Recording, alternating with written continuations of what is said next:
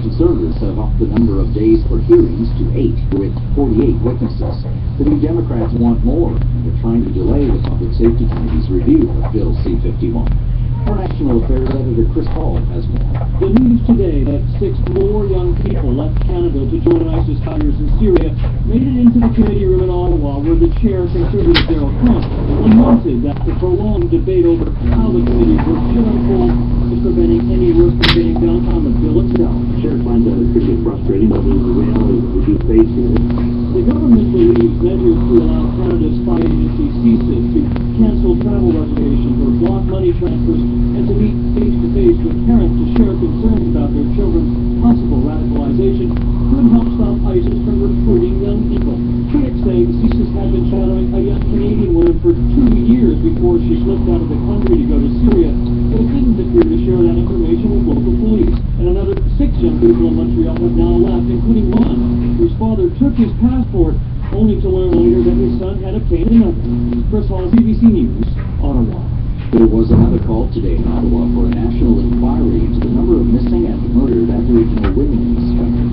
The demand comes just 1 day before the federal government's roundtable.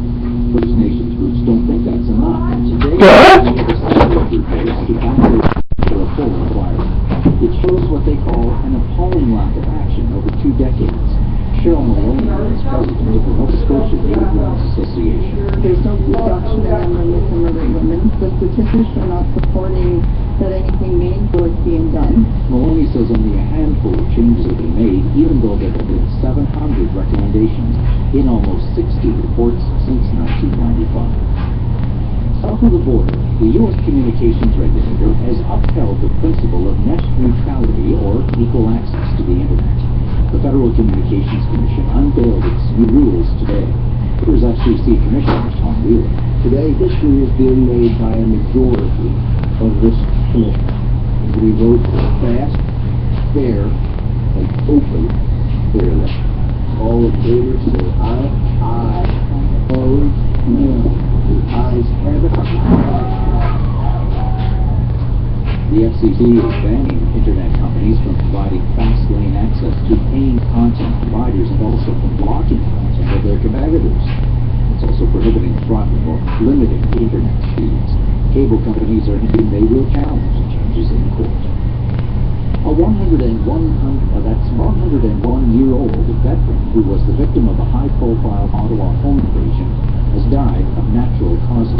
Ernest Cote was left tied up with a bag over his head in December but managed to survive. The man police allege is responsible for the crime has also been charged in an unsolved 2007 triple homicide. CBC's Christy Kirkland has more on Cote's long and colorful life.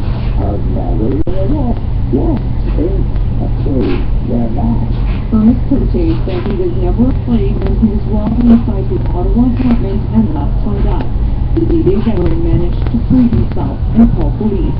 In the comments today, Veterans Affairs Minister Erin O'Toole honored Cote for his commitment to Canada. A proud and due veteran, Mr. Speaker, who served in the Northern campaign, has been made Deputy Minister of my Department of Veterans Affairs after the war. A personal highlight of my career life, Mr. Speaker, was seeing Mr. Cote at 101 Parkwood Walker walk on the Jewel Beach last year.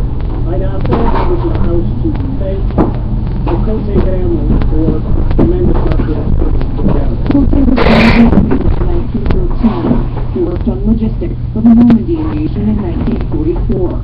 His family confirmed he died last night. Christy Kirkland, CBC News, Ottawa. And that's CBC News to this hour.